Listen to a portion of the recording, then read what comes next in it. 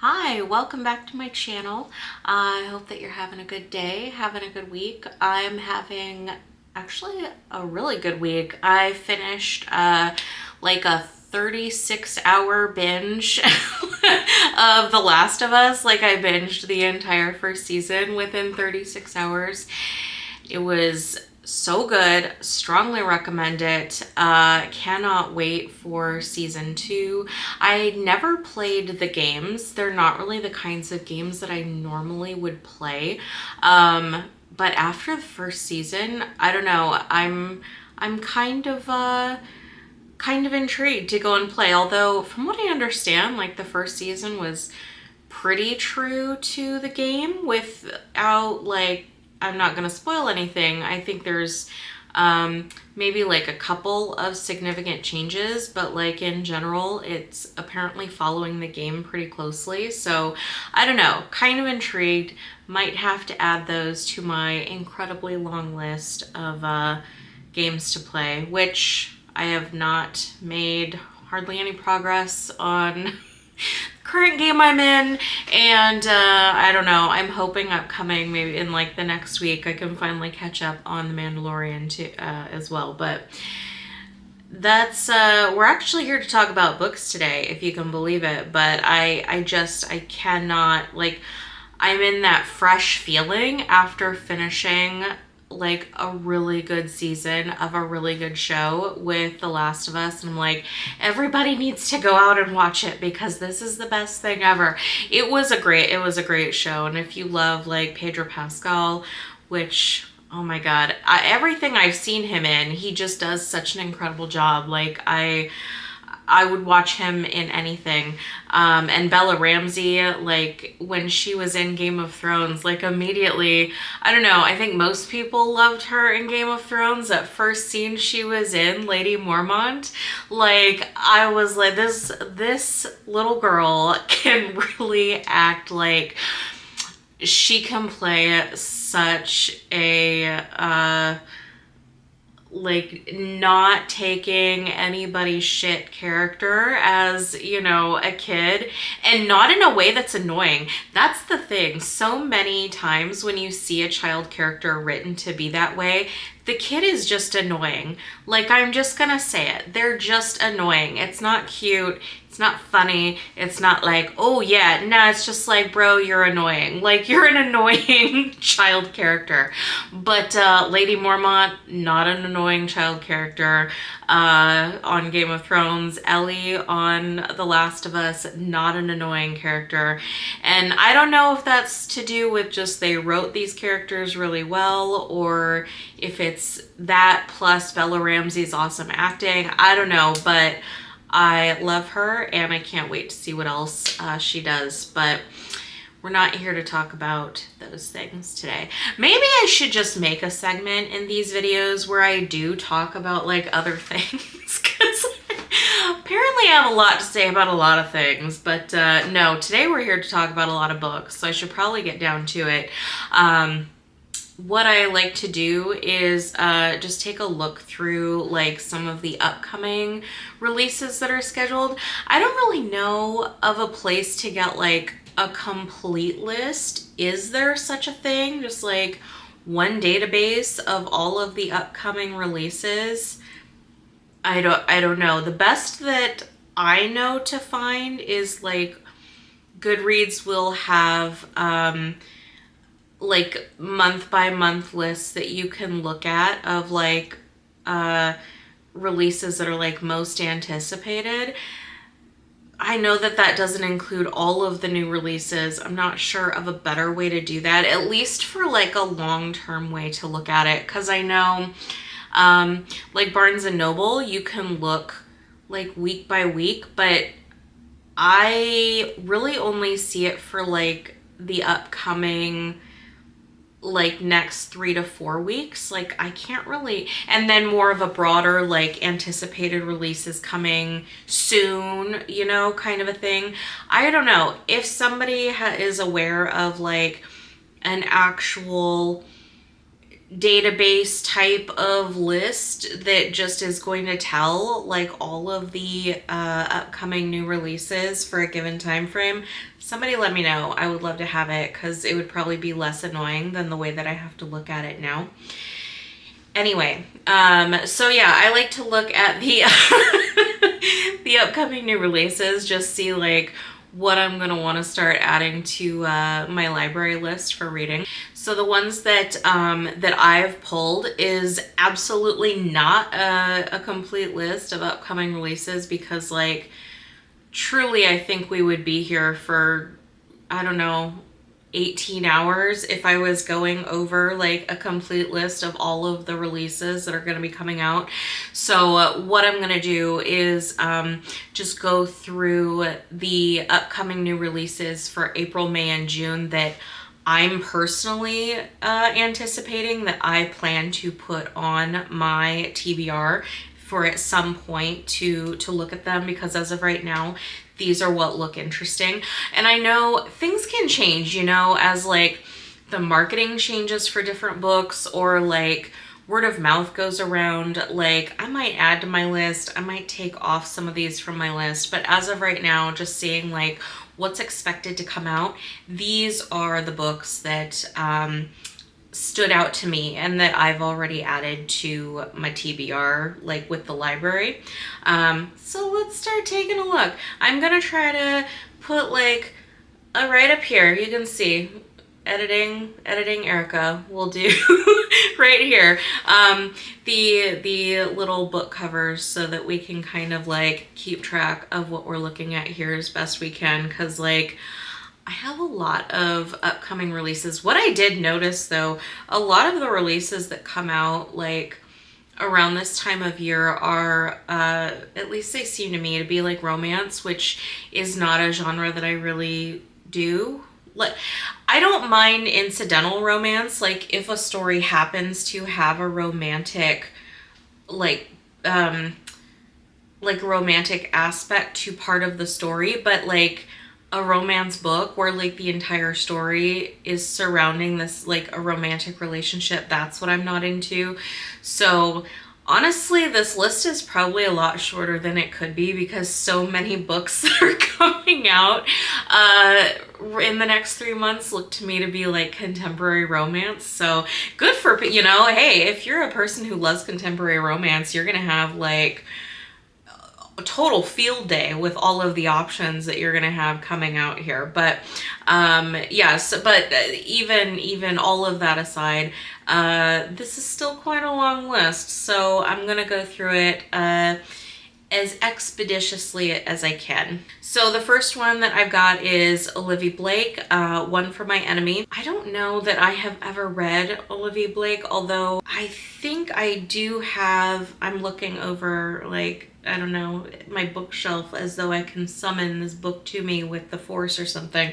I think I've got the Atlas 6. I think I actually own it, but I obviously have not read it yet, but it's on, I hope to read it at some point this year because obviously like the sequel's out, the third one is coming out. So anyway, this is, from what I understand, One for My Enemy is going to be, I don't know if it's going to be standalone or the start of a new series, but it is separate, it sounds like, from their other work. So from what I understand with the synopsis, it's about two rival witch families basically battling for power or turf. I don't know, maybe turf, kind of just like a mafia, witch mafia family situation. Regardless, I love witch stories, and this sounds like it's gonna be a good one. I totally want to read about a witch war, so this one is on my list. I guess I should say these first books that I'm going through right now are from April. They'll be coming out in April, and I will look here and mention when we get to the May releases. So right now, these are scheduled to come out in April. The second one that I have is Silver in the Bone, and that's by Alexandra Bracken. This one sounds like it's going to be like an Arthurian fantasy. Main character needs to go on a quest and, you know, all kinds of adventure tied into it and save, I think it mentioned save her brother. So I love a good quest story that's absolute, like in movies or books or video games, like give me a quest and I'm happy. So this one's on my list. My list would be incomplete if I didn't mention Tress of the Emerald Sea by Brandon Sanderson. I have actually already pre-ordered this one. I pre-ordered with the Year of Sanderson, so I should hopefully be in possession of that shortly. Disclaimer, I have not yet read Brandon Sanderson, but I do have on my list, my goal list for this year, to start some of his work. So this, I will already have a really beautiful edition in my possession when I'm ready to read it. I am looking forward to Homecoming by Kate Morton. I've seen this one posted for quite a while, and the cover itself, it looks kind of like a tunnel through nature. Well, you can see, I'll put it up here right now. And I don't know, it looks very mysterious. And I just love, yes, I do judge books by the cover. I mean, at least to some degree, let's all be honest. Of course we do. If there's an intriguing cover, I'm like, ooh, I bet this will be a good book. It's not always a good book, which is extremely disappointing. Like, if it's a bad book, give me an ugly like an ugly or boring cover so that I don't want to be misled. I want you to properly set my expectations, right? Like, if you have a beautiful cover, then I expect you to be like a really good book.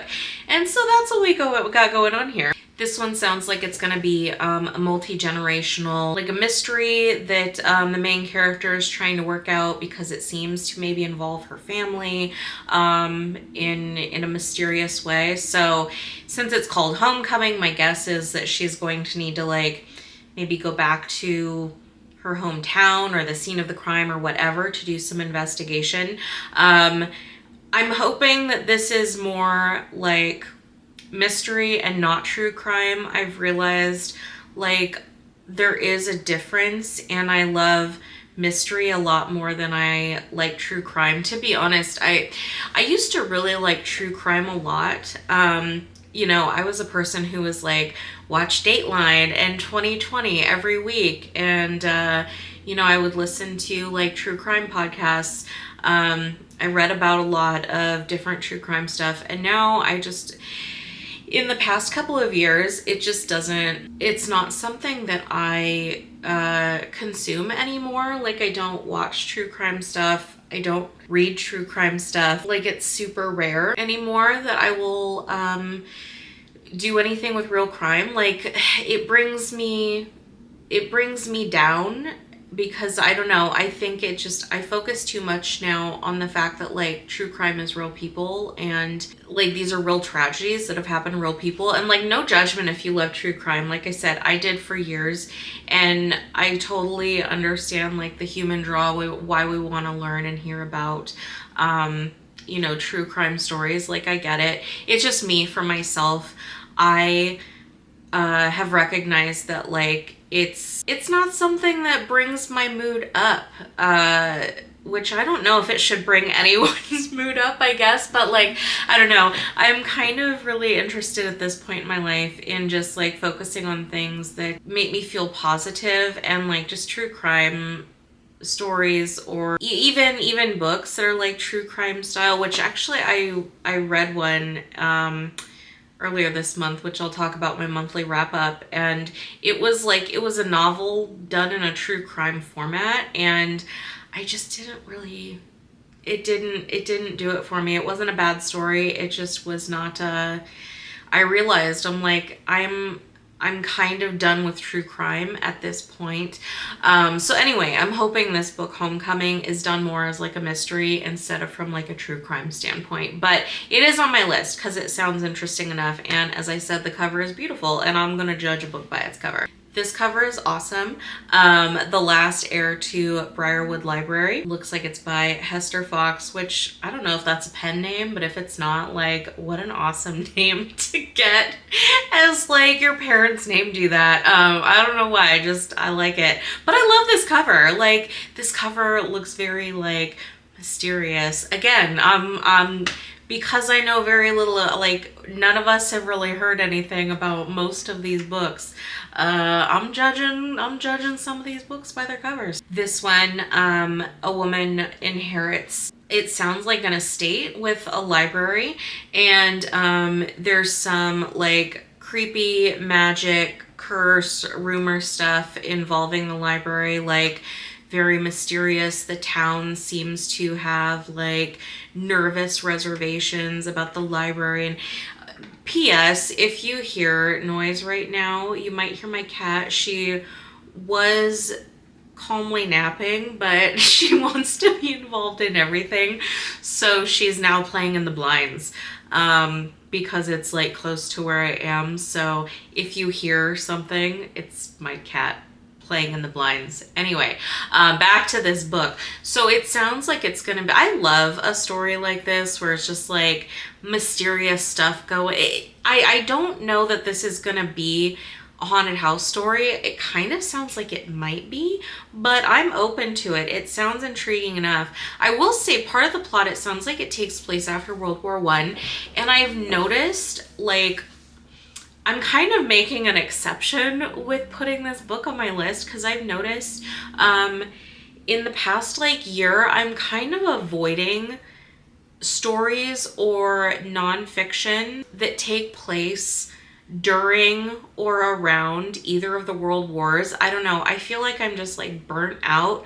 Like so much historical fiction or historical nonfiction that we get involves the world wars, and I am just kind of burnt out on it. I think at some point I'm gonna go back to it because I'm not averse to learning about it or, you know, going back to at some point seeing stories set there, but I think there's just so much that I'm just like, I need a different setting. I need a different setting. So many authors and so much history tends to like fall back to the world wars, and I'm just like, I need some variety. I'm kind of done with that.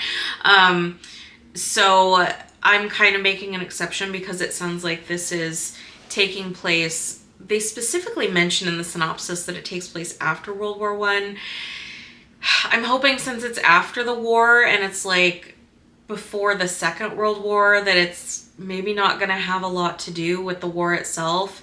But I'm just kind of burnt out on the world wars as a subject at the moment, which sucks because like, I don't know, over the years I've consumed a lot about the world wars and they're important, you know, really important part of human history. I'm not trying to be like, oh, let's stop focusing, like nobody cares. No, like they're important and, you know, absolutely we should care about it. I'm kind of, I need a little break from the world wars as a setting and as a subject. Just a little break. I need to go and look at other things. That's why I'm like looking at ancient history nonfiction right now. It's about as, you know, like as far removed from the World War stuff that I can get. I just need a little break, So I'm hoping this is just something that's going to happen to be set in like 1920 and not like a huge focus on the war. I also added A Shimmer Between by Evelyn Sage. This name sounds very British. Does it to anyone else but me? Evelyn Sage? I don't know. I really like it. It sounds like this is going to be a fantasy romance, and it's the first book in a new series by this author. As I mentioned previously, I don't typically do romance, but it did indicate that if you're a fan of Throne of Glass that you might like this. And I mean, I've only read the prequels for the Throne of Glass series, and I did like that, even though it had like a romantic relationship as a key plot point. So I'm willing to give this one a try. And I mean, it's fantasy and I like fantasy, so I've got this one on my list. All right, Death in the Dark by Moray Dalton. It looked like these, this is not the only book that's coming out by this author. It looks like older works from, I think it's the 1930s, are being republished. So, I mean, I always love like an old-timey mystery. I'm hoping that's what this will be. If I like this one, then I will look at the other ones that are being republished too by the same author. We have The Vanishing at Castle Moreau by Jaime Jo Wright. It sounds like this is going to be a mystery story in a castle in Wisconsin, weirdly. Okay. I'm all right. It's funny because I've in Wisconsin, I went to the House on the Rock. I found it creepy, but mostly for different reasons. Like, it was clearly the man who built it had some untreated mental health problems. Like, you can so it mostly was just like troubling to see it. And I don't know, it felt like you know what I'm saying. It felt like they were exploiting this man's untreated mental illness. But I mean, I get what I don't see the appeal of why people want to go to the House on the Rock, but it's there. You can go see it if you want. It's like this giant house with a real weird layout that this man, he was an architect, so he designed it and he built it, and he hoarded a bunch of what I think is junk. I went through the whole house. It looked like just a bunch of junk that honestly belonged in a landfill, but maybe you'll like it. Although there is the carousel in there is really cool. That's one thing I will give it. The carousel is really cool. Everything else I was just like, ooh, this is like an episode of Hoarders, honestly. Anyway, that has nothing to do with this. It's a giant house in Wisconsin that you can go to that's kind of creepy. And apparently this book is going to be a castle in Wisconsin that the main character is going to go to and try to solve a mystery. And it's going to be kind of creepy. I'm always on the lookout for new nonfiction as well. So there's a book coming out about Assyria. So I'm going to be picking that one up. I enjoy reading about like ancient history, and I always feel like I need to know a lot more about it. There's so many aspects of it that, it took place over, how many thousands of years, and there's so much to learn and so much I don't know. And, I don't know. I just find it really interesting. So this book on Assyrian history, that one's going on my list. We have House of Cotton by Monica Brashears. I'm going to look. Brashears, I believe. I hope I'm pronouncing her name right. So this is a Black Southern Gothic novel. I enjoy Gothic novels, in Southern Gothic novels, so I'm down with this. It sounds like the main character is, she's poor, she works a retail job, she gets a random offer from, I guess, like a customer that comes in to pay her, and his requests, like when she agrees to work with him or for him, his requests get increasingly weird. I don't know. But we're gonna try it. I love a good Southern Gothic novel, so we'll see where this one goes. Looking at Untethered Sky. This one is by Fonda Lee. Sounds like it's gonna be a new fantasy series about a woman with a rock. R-O-C, that's how it's spelled in the summary. The book cover, clearly, I'm assuming it's like the giant eagle-like bird? I guess. I don't know. I'm gonna read the book. Guess we'll find out. It's a fantasy story about this woman and her bird. I mean, kind of like having a dragon, except no fire, right? And less scale armor. Or maybe, I don't know, maybe this thing does breathe fire. I have no idea. but it's going on my list, so at some point we might find out. I have A Realm of Ash and Shadow. It sounds like this is going to be a YA fantasy. It's about a young woman who is a princess that's living in exile, and it sounds like she kind of has to go on a journey to like reclaim her standing, you know, within her family, because, you know, being exiled, she's also lost the throne. So I'm assuming she's going to want to try to get that back. So it's basically following her on that journey to cope with the exile and try to make a way for herself. We have Someone Is Always Watching by Kelley Armstrong. This is going to be a YA thriller, and it kind of reminded me, like I got kind of Christopher Pike vibes about it. Like this friend group, it sounds like there's like a violent crime that happens, and this friend group is all like keeping secrets from each other about it, and they don't know if they can trust each other, and they're trying to figure out like what really happened. I'm open to it. I'm always trying to find a good YA mystery or thriller, so we'll see if this one might be it. I know One of Us Is Lying. I enjoyed it, but I didn't think it was good. So I'm always on the lookout. Maybe the next one I read is going to be a really good one. We have First Come Summer by Maria Hesselager. This is a story which I believe was translated, but it takes place in a Viking settlement. So it's going to be a historical fantasy, I think, maybe. Maybe a little bit of horror from what it sounds like. But it's this woman who basically, she loses her parents, and then sounds like she's maybe kind of having Lannister type feelings for her brother. And then he decides to marry someone, and she's very upset by this and makes some kind of, I think, like a deal with the gods, or does some kind of like magic stuff to try to keep things the way that she wants them. I'm very intrigued by this one, and I don't know what that says about me, but it's going on my list. We've got The Lake House by Sarah Beth Durst. It sounds like this takes place in like a summer camp scenario, but not like a wholesome one. It sounds maybe more like a Friday the 13th kind of a summer camp scenario.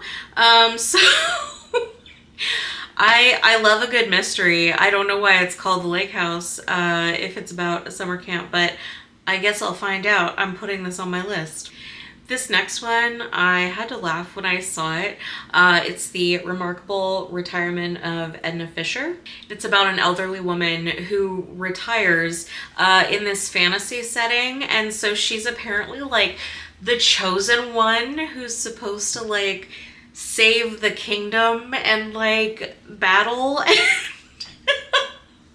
I don't know. I love this very unconventional main character being an elderly woman. I think that that's really interesting and fun. In the Lives of Puppets by TJ Klune. I did recently get House on the Cerulean Sea and Under the Whispering Door, but I have not read them. Well, I've read like the first 2 chapters of Under the Whispering Door, and I loved them, so I bought both books right away. So I will probably buy this one right away too, and like not even care what it's about because the writing is like so good from this author. But this one is going to be about a robot family that's basically in hiding, living in the woods, and one of them gets found, so like the rest of the family has to go on like a quest to rescue the robot family member that has been found. I don't normally read robot stories, but again, I really like the writing of this author, so this one is for sure on my list. The Only Survivors by Megan Miranda. This one this sounds just like a good old-fashioned mystery. It sounds like it's a group of friends where when they were in school there was like a tragic accident where some of their classmates died, and they've been like getting together from time to time to like memorialize the accident, the people that they lost. And until one point, one of the people in the group like disappears, and it makes, I guess, the circumstances of the original accident suspicious. So the group is like trying to figure out what really happened. It sounds like a traditional mystery, which I'm up for, so this one will go on my list. All right, this next one is Bindle Punk Bruja. And I'm actually, I'm going to read the first part of the synopsis because like it sums it up better than I ever could. This author is Desideria Mesa. I really hope I pronounced her first name correctly. But the first part of the synopsis for the book says, a part-time reporter and club owner takes on crooked city councilmen, mysterious and deadly mobsters, and society's deeply rooted sexism and racism, all while keeping her true identity and magical abilities hidden, inspired by an ancient Mexican folk tale. Say no more. Like, this is on my list. The cover is intriguing. The setup is intriguing. It's gonna be taking place in like the 1920s. I love everything about what I can see of this book so far.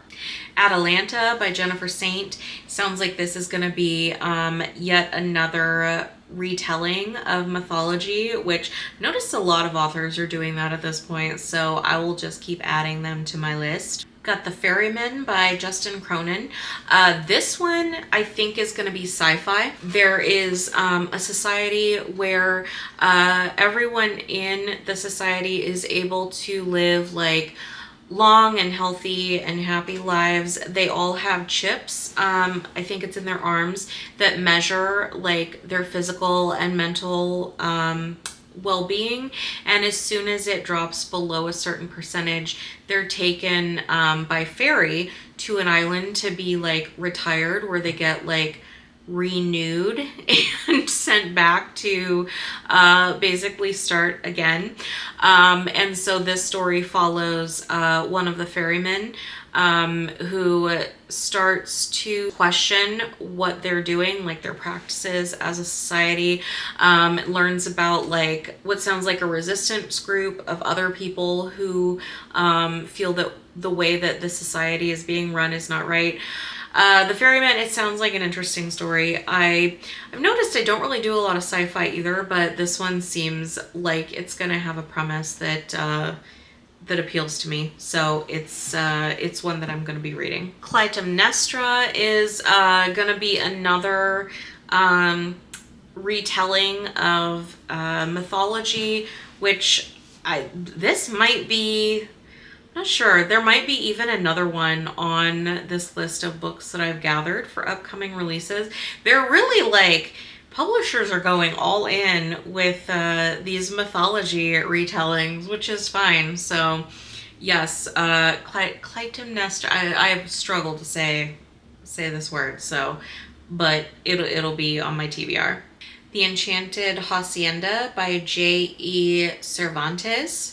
The main character is a young woman. It sounds like she's living in New York City, and she has like a bunch of things go wrong in her life all at once. So she's like needing to regroup. So she heads back to the family home in Mexico, which it sounds like the family has actual magic.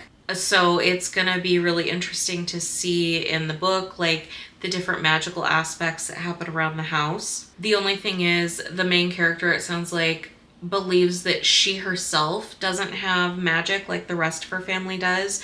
So it sounds like most of the book is going to be her trying to find herself, figure out like how she belongs, if she does have magic or if she just hasn't if she just doesn't know herself well enough to, or trust herself well enough. So it sounds like a journey of self-discovery, basically, which when that kind of a thing is done well, I really like it. Well, like, you know, I just read Blackwater Sisters, so it's like the first one that comes to mind for sure. That main character went through like a journey of self-discovery. There was some magic involved. It was done really well. And I don't know if this is similar in any way. It kind of sounds like it might be like journey of self-discovery, a little bit of magic involved. That's something when it's done really well. I'm really excited. And like, look at this cover again with the blue, and like, I don't know, they get me every time with this kind of like dreamlike. I think that's what it is. It's like a dreamlike blue cover, right? Like, it's just beautiful. So yeah, I'm gonna read this one. I guess I should mention we're in the May releases right now. These went like really fast, but starting with the Ferryman, and I'll put a little note when I'm editing that that's a May release, and everything right now is a May release.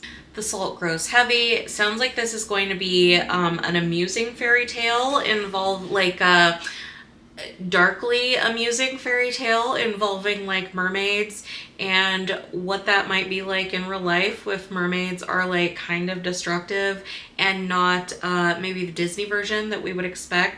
I love like something that's dark and funny. I mean, sign me up. I love that kind of humor. So yeah, this one, I don't know why it's called The Salt Grows Heavy, but there's a plague doctor involved in this book, and destructive mermaids, so like, I'm there. The Chateau, this one is going to be like a murder mystery at like a large, well, chateau in France. I mean, creepy setting, murder mystery, exotic like countryside. These are the kinds of things when they're done really well. I love it. All right, Swamp Story by Dave Barry. I love Dave Barry, so like, frankly, I don't even care what this book is about. I think I don't know, is this his first actual novel? I know that he has other books, but they're like, they're in the style of his column or various collections from his column. Which, if you don't know, Dave Barry, he's a humor writer. He's been writing humor like for the newspaper for like, he's had a syndicated column for, gosh, what, like 3 decades, maybe longer. He's so funny. At least I don't know, I find him very funny. But yeah, he's got this novel coming out. He's a Florida man, so it's gonna be a Florida novel, and I mean, it's got an alligator on the cover, and it's called Swamp Story, and it's by Dave Barry. So like, frankly, I don't need to know what else it's about. The Book That Wouldn't Burn. This one should be the first book in a new series, I believe. I am such a sucker for like books about books. So, I mean, like, I love that the cover is like a cavernous, dimly lit by candlelight kind of a library. It sounds like it's gonna be a good story. A boy who has apparently spent his entire life in this library, and a girl who has spent her entire life in what sounds like a very rural, like kind of forsaken area, and somehow their lives start to intertwine and things get like, I don't know, blowing up. So like I said, the synopsis isn't extensive, which I'm okay with. I don't love a lot of spoilers for books, but like, I am already invested, so this one for sure. I might buy this one actually before, like, as a pre-order, because this one I feel like I'm gonna like it. I did see good nonfiction that, like, oh my god, it's right up my alley. Hey Hun. So it's a nonfiction coming out about MLMs and like the evil things that go on with them. I love that they called it Hey Hun. Because, like, everyone in an MLM, if, like, you get a message from them, it's, hey, hun. And so it's funny, there's some anti-MLM subs on Reddit, and the people in MLMs, they're just referred to as huns. Like, the huns. I mean, I don't know. It's funny. So yeah, this is a nonfiction book. Like, you don't have to convince me MLMs are bad. They're barely legal pyramid schemes. So, this I think is going to be like I love the LuLaRoe documentary that was that on Amazon? Yeah, like, I don't know. I just like anything that takes a critical look at MLM, so I'm gonna pick this one up. The Benevolent Society of Ill-Mannered Ladies. Okay, first of all, I love the name. I love the cover. This is going to be a historical amateur detective story, which, again, say no more. Like, that's all I need to know. That's exactly the kind of thing that I love. Perilous Times. This one I saw, I think the premise is really interesting. It's apparently going to be a funny, kind of a funny story, but it's going to be like Arthurian fantasy about this knight who is, I don't know if he's immortal or just like time travel or long life or whatever, but he's lived for like hundreds of years and fought in all kinds of like famous battles through history, and now he finds himself in the modern age, and he is disappointed in what the modern world has become. So honestly, I think this sounds like a really interesting setup, especially for like something involving fantasy. So this one for sure I will be picking up. Another nonfiction that I thought sounded really interesting, Last to Eat, Last to Learn. This is by a woman who is from Afghanistan. And so this book is gonna be about what she has experienced and seen, you know, with the lives of girls and women in Afghanistan, and what she's done as far as she does a lot of work now to help women and girls. And so it's going to talk about the things that she has worked on as well, which I think is really interesting. It's really important, you know, helping women and girls around the world that are living in societies that they have so few, if any, rights or protections. And like, not that the US is the best or anything, but like, it's compared to what is happening to women and girls in places like Afghanistan. I mean, the United States is a world apart, and you know, and I think it's important, you know, to be aware that like there's millions of women and girls across the world who are facing things that we hear, you know, in the US or most of Europe, like we can't even imagine. So I'm really interested to read this author's account. I Didn't Do It. This is going to be a murder mystery that takes place at a murder author convention, which I think, I don't know, let's go a little bit meta. I like that when authors can do that really well. It sounds like there's one author that's going to be murdered at this convention, and a group of other authors start to look at it, and they come to find that they all had like a motive to kill her, so they all are like suspecting each other, and it sounds like it's gonna be just an interesting murder mystery. Then we have the Nightingale Affair. I understand this author has some other mysteries, but apparently this one is a standalone. I have not read this author's other books, so I think this would be a good way to maybe get started on looking at his writing. So this is going to be yet again a murder mystery. It's going to take place in like the 1850s and 1860s, this detective is investigating, trying to find a killer. That takes him to a couple of different locations. I believe it starts in Crimea and ends in London. And it's him trying to to figure out if these cases are connected, if he's been possibly pursuing the wrong person. Give me an old-timey mystery.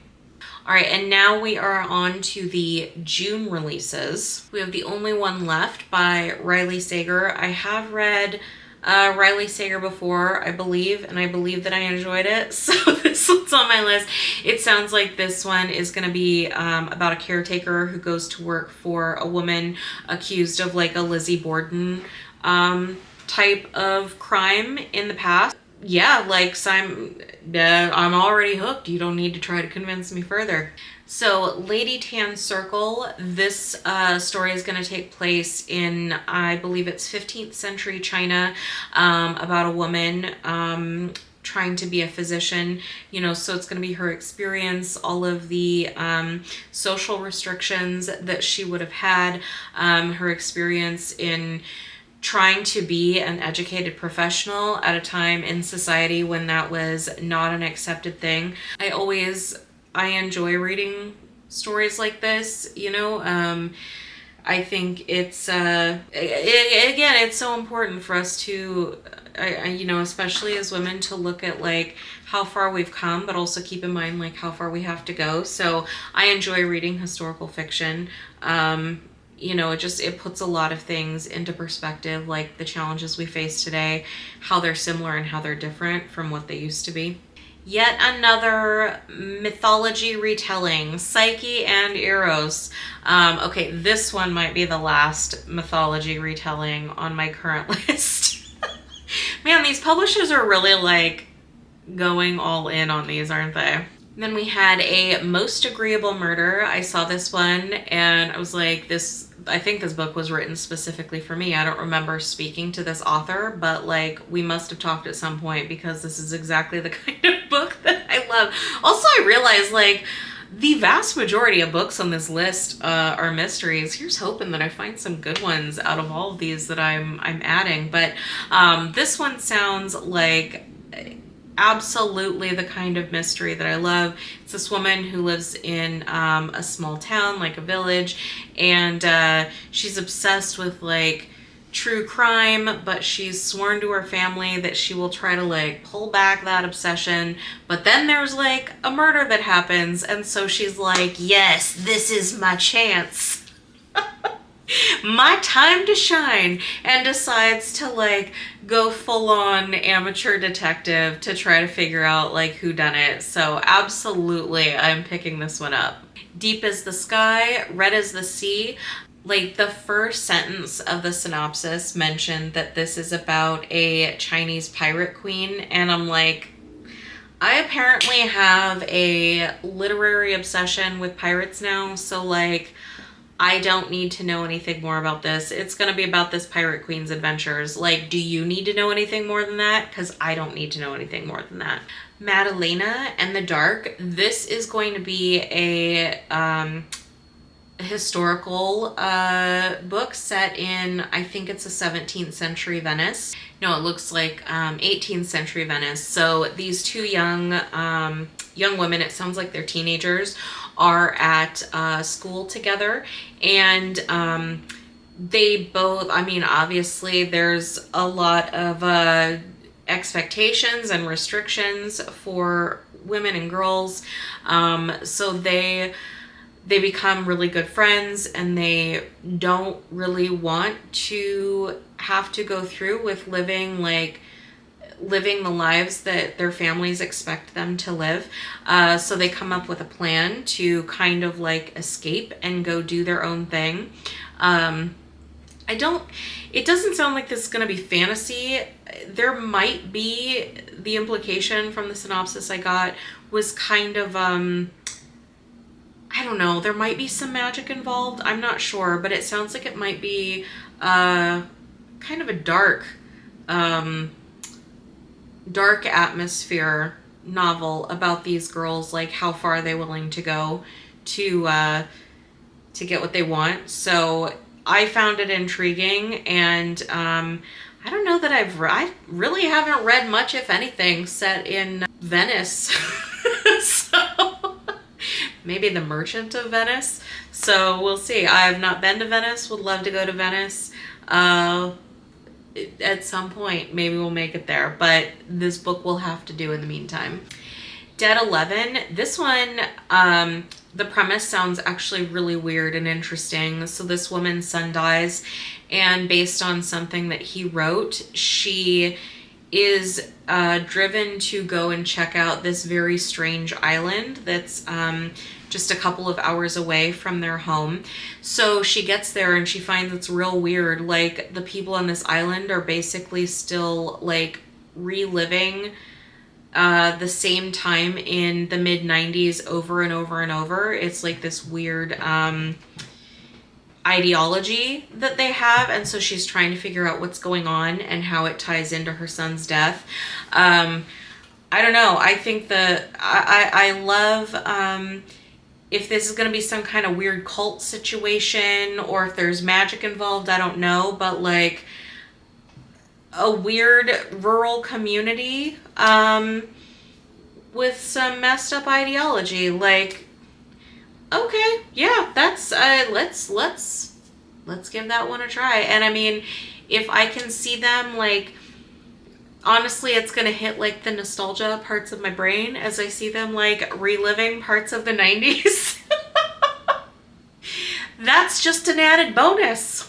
Knight's Edge. The main character, her mom is, I don't know if she's like a vampire or a cannibal or what, but she's got some unnatural and illegal like inclinations as far as like hunger goes. So this is going to be a story about like the main character obviously trying to keep this a secret and, you know, go about their lives while like hiding that her mom is a vampire or whatever she is, and also trying to figure out a way to like get out of the situation and go and live her own life away from all of this, which, I mean, a self-discovery story while your parent is a horror monster. Yeah, okay, I can get down with that. The Surviving Sky. This is a sci-fi book. It's about a husband and a wife. They are architects, and I guess it's it doesn't spell it out in the synopsis, but it sounds like due to like the changing climate, humans have had to build like their cities far off the into the atmosphere to avoid like the horrible storms that are happening closer to the surface of the earth. So like these architects are extremely revered for their ability to, you know, keep civilization going. But there's some ongoing issues with like the design, how things are playing out, problems in this couple's marriage. Like they all need to figure out how to keep these cities going so that like humanity can survive. It does sound like not only is it sci-fi, but it sounds like some psychic abilities are happening because these architects, I guess I don't know if they do the building or if they just keep the cities like floating and maintained by like psychic ability. And there's like there's laws ruling how they're allowed to do this, and it sounds like the husband is maybe like going too far in how he's doing it. So there's like gonna be exploring, it sounds like, different ethics and you know, race against time, how do we save our cities, and also looking at like the relationship between this husband and wife. The Edge of Sleep was one that had a premise that I was like, okay. The main character has had sleeping problems, I guess, for many years, and the issue is that he really can't tell if he's dreaming or not. Like, he could be awake and still be having some dreamlike sequences and not be able to tell what is real and what isn't. So one day he wakes up and like everyone is dead, like just dead wherever they went to sleep. And well, not everyone. I think that a couple of people close to him are still alive. So they're trying to figure out, why did this happen and why are they still alive? And the main character, it sounds like he is trying to figure out if his sleeping and dream problems are somehow connected to this.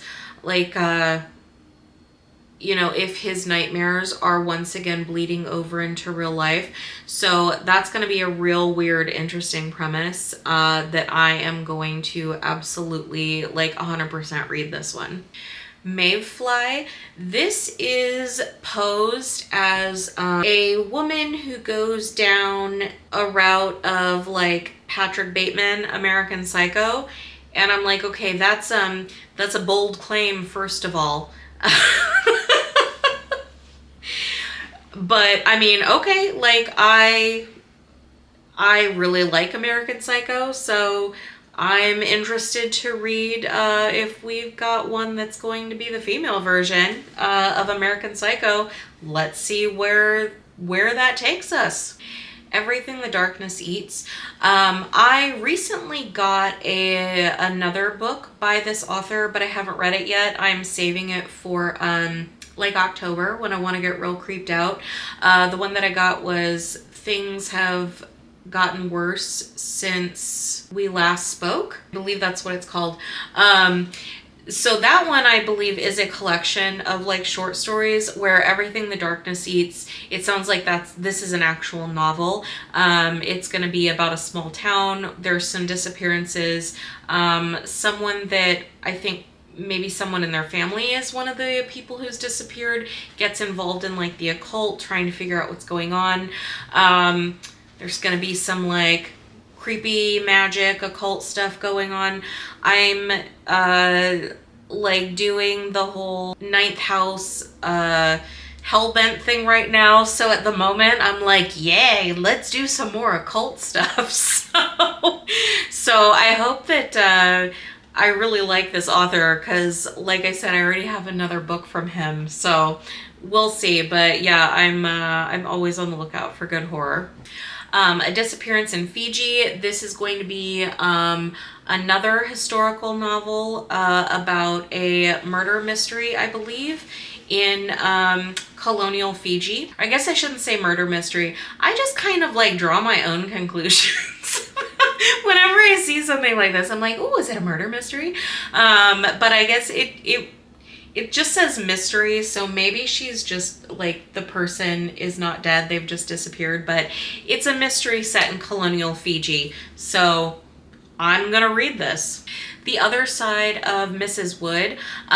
This is going to be, first of all, like, I love the simplicity of this cover, and yet it is so like, it tells you this is going to be like old-timey, right? So this is apparently going to be a story about the rivalry between two mediums in Victorian London. Like, that's all I need to know. Victorian London, occult stuff in Victorian London, a rivalry in Victorian London. Let's just do it. I mean, this is absolutely going to be something that I'm going to read. The last one that I have is Shanghai Immortal. This one, like, I think that the first sentence is all that you need to know. At least it's all that I needed to know. It's this richly told adult fantasy debut teams with Chinese deities and demons cohorting in Jazz Age Shanghai. Yeah. Like, again, I'm going to go back to, I just read Blackwater Sister. I loved the interaction with the spirits and the gods. I need to find more books that have, like, different deities, demons, spirits, gods, whatever, interacting.